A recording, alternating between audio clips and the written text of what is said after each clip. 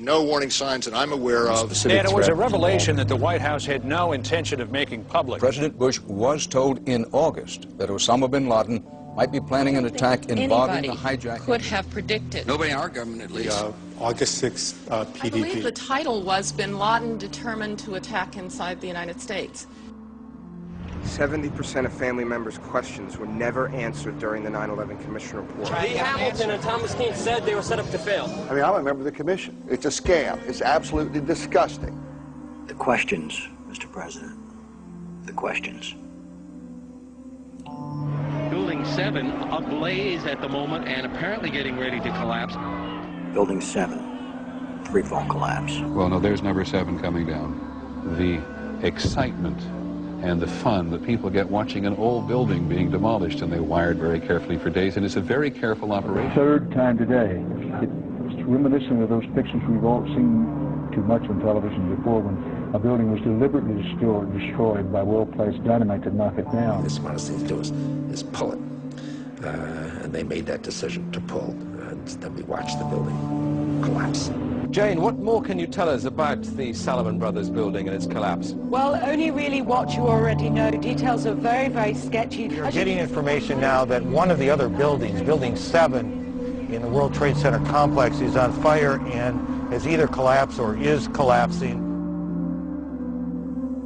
The Pentagon. Vanishing airplane. From my close-up inspection, there's no evidence of a plane having crashed anywhere near the Pentagon. The only site is the actual site of the building that's crashed in, and as I said, the only pieces left that you can see are small enough that you could pick up in your hand.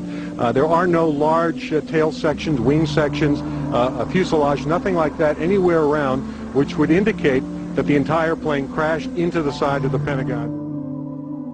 Firefighters and police describing explosions. A lot of them. The secondary explosion. We've got numerous people covered with dust from the secondary explosion. Just floor by floor instead of popping out. It was if they had detonated.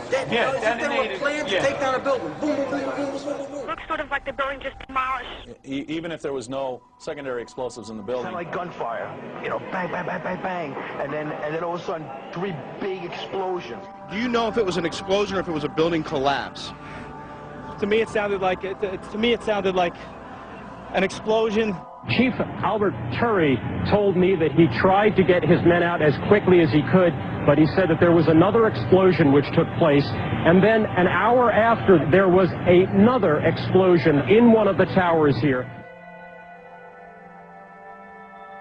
Sibel Edmonds, FBI translator, breaking her gag order.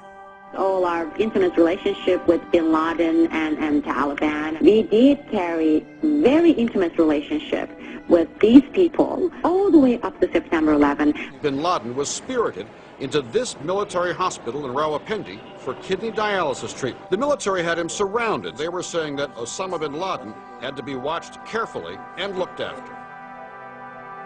NORAD standing down. Where were the planes?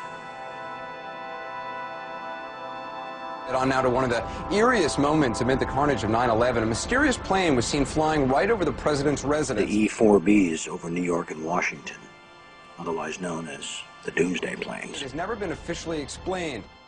Cell phones working at impossible altitudes. Solicitor General Ted Olson receiving phone calls that the FBI says were never made. What happened during that call? This is the only information we have on these terrorists. She was able to call him twice. How she could pull that off, we don't know, but she did. These are the questions, Mr. President. These are the questions. They go on and on. Good afternoon, Mr. President. I come to you today representing the families of the victims of September 11th, as well as millions of my fellow Americans. Hopefully by now you've had a chance to read my letter to you, 20 Minutes with the President, and if not, at least had its contents brought to your attention. We have questions, Mr. President. Lots of questions. A lot of them are detailed in my letter, but trust me, there are hundreds of more questions. As my letter chronicles, sir, The 9/11 Commission itself says they were lied to, deceived, and essentially prevented from carrying out a real investigation.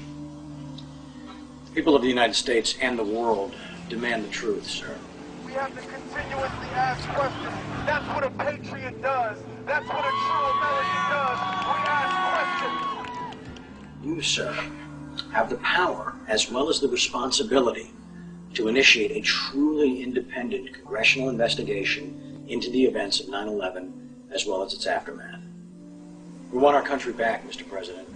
Therefore, I'm not just calling on you and your team. I'm calling on each and every American citizen to wake up, stand up, and demand the truth.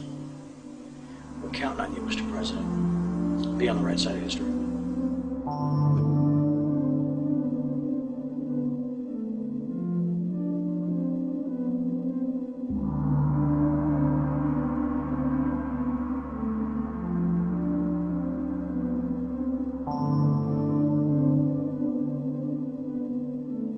Are you now saying that they weren't asking to block an investigation? An investigation must not interfere with the ongoing efforts to prevent the next attack.